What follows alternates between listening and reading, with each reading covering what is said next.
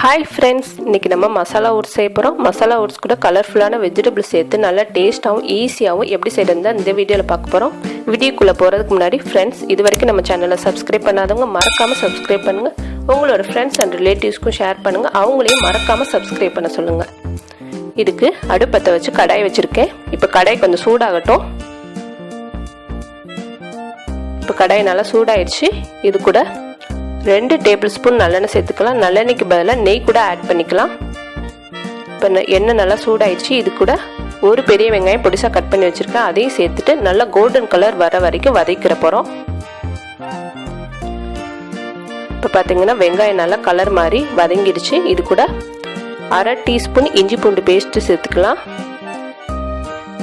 சேர்த்துட்டு இஞ்சி பூண்டோட பச்சை வாடை போகிற வரைக்கும் ஒரு 2 நிமிஷம் நல்லா வதக்கிக்கோங்க. இது கூட 1/2 கப் கேரட் கட் பண்ணி வச்சுருக்கேன், 1/2 கப் பட்டாணி, 1/2 கப் ஸ்வீட் கார்ன். இப்போ 3 வெஜிடபிள்ஸும் நம்ம வெங்காயத்தோடு ஆட் பண்ணிக்கலாம். ஃப்ரெஷ்ஷான பட்டாணி தான் எடுத்து வச்சுருக்கேன். உங்களுக்கு அப்படி பட்டாணி கிடைக்கலன்னா நீங்கள் காஞ்ச பட்டாணி வாங்கி கூட வேக வச்சு கூட இது கூட சேர்த்துக்கலாம். பட்டாணியை சேர்த்துட்டு நல்லா ஒரு தடவை மிக்ஸ் பண்ணிக்கோங்க. ஒரு 2 நிமிஷம் நல்லா வதக்கிற போகிறோம். வெயிட் கம்மி பண்ணணும்னு நினைக்கிறவங்க அதிகமான காய் சேர்த்துக்கணும். இது கூட ஒரு மீடியம் சைஸ் தக்காளி கட் பண்ணி வச்சுருக்கேன், அதையும் சேர்த்துக்கலாம். இப்போ மசாலாலாம் சேர்த்துக்கலாம். 1/4 டீஸ்பூன் மஞ்சத்தூள், 1/2 டீஸ்பூன் தனி மிளகாத்தூள், 1/2 டீஸ்பூன் கரம் மசாலா தூள். இதையும் சேர்த்துட்டு ஒரு பச்சை வாடை போகிற வரைக்கும் ஒரு 2 நிமிஷம் நல்லா வதக்கிக்கோங்க.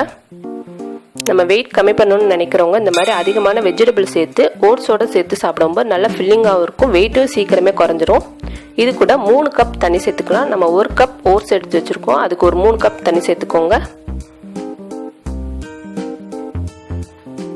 இப்போ ஒரு தடவை மிக்ஸ் பண்ணிவிட்டு நல்லா கொதிக்க வச்சுக்கலாம்.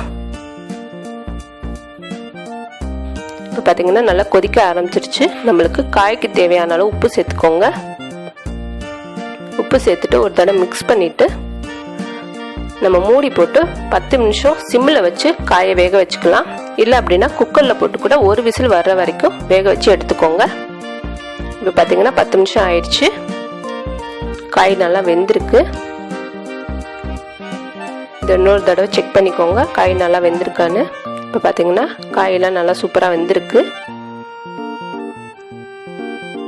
இது கூட 1 கப் ஓட்ஸ் சேர்த்துக்கலாம்.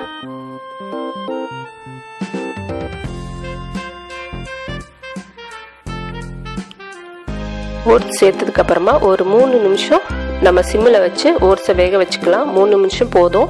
ஓட்ஸ் சீக்கிரமே வெந்துடும். இப்போ மூடி போட்டு ஒரு 3 நிமிஷம் நம்ம வேக வச்சுக்கலாம். இப்போ 3 நிமிஷம் ஆயிடுச்சு. ஓட்ஸ் நல்லா வெந்திருக்கு. உங்களுக்கு இன்னும் கொஞ்சம் லிக்விட் பதம் வேணும்னு நினச்சிங்கன்னா ஒரு 1/2 கப் தண்ணி அதிகமாக சேர்த்து கூட கொஞ்சம் லிக்விட் பதமாக கூட நீங்கள் ரெடி பண்ணிக்கலாம்.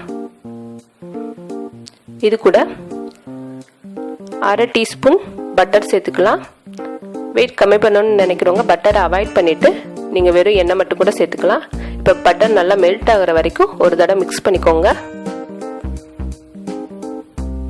இப்போ நல்லா பட்டர்லாம் மெல்ட் ஆகி நம்மளோட மசாலா ஓட்ஸ் ரெடி ஆயிடுச்சு. இது கூட கொஞ்சம் கொத்தமல்லி சேர்த்துக்கோங்க. கொத்தமல்லி சேர்த்துட்டு வேறு பிளேட்டில் மாற்றிக்கலாம். நம்மளுக்கு காலையில் டிஃபனுக்கு சாப்பிட்டுக்கலாம், நைட்டு டின்னருக்கு கூட சாப்பிட்டுக்கலாம். இது நல்லா கம்மியாக சாப்பிடும்போது ஈஸியாகவே நம்மளுக்கு வயிறு ஃபில்லிங் ஆயிரும். இது நீங்கள் ட்ரை பண்ணி பாருங்கள். லைக் பண்ணுங்கள், ஷேர் பண்ணுங்கள், மறக்காமல் நம்மளோட சேனலுக்கு சப்ஸ்கிரைப் பண்ணுங்கள். தேங்க்யூ.